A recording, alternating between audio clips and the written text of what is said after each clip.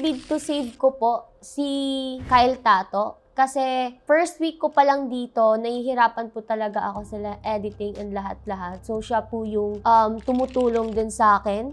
Pabi, dahil nakita ko yung effort niya when it comes to our video po sa Habilin. Pabi, because she was a very big part kung bakit naging okay yung result ng vlog namin for this week's challenge.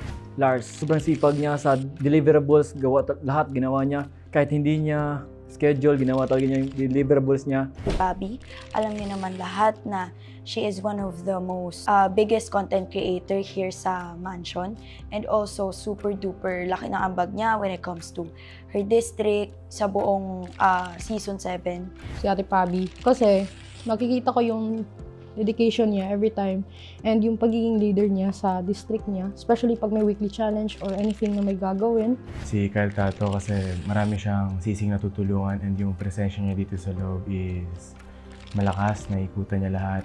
Pabi, kasi marami pa akong natutulungan sa kanya, yung mga about dito sa loob ng mansion, kung ano mga ginagawa, ganun. And alam kong matutulungan din niya ako. Jade po, kasi nakikita ko yung improvements siya dito sa loob ng mansion. Si Jetro, kasi sobrang maaasahan po siya sa lahat ng bagay. Pabi, syempre. Good leader, malakas sa lahat, lalo na sa live selling.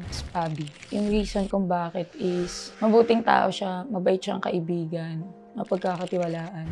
Si Pabi, for a reason na yung presensya ni Pabi rito and yung data and result ni Pabi dito, it's challenging for me to step up for myself. Pabi, kasi po nakaka-help po yung mga ideas niya pagdating sa mga content making po.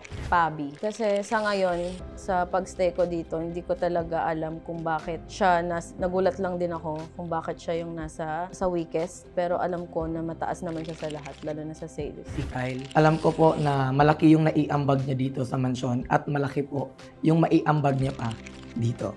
Pabi, kasi sobrang sipag na tao at mabait. Ate Pabi, kasi nakikita ko po kung paano siya nag-e-effort kahit alam niyang malakas siya or madami siyang supporters. Pabi. Yes, si Pabi dahil siya sa mga nagiging leadership dito sa mansion. Pabi, dahil si Pabi hindi mahirap pakisamahan. Si Lars, kasi si Lars nakikitaan ko siya ng sipag talaga, lalo na sa mga challenges. Si Lars kasi sobrang sipag at nakikitaan mo ng potensyal na kahit anumang pinagdadaanan niya, kayang-kaya niya. Si Lars kasi yung taong jolly. Yung kahit may problema siya, hindi niya pinapakita. Mas inuuna niya na pasayahin yung kaharap niya.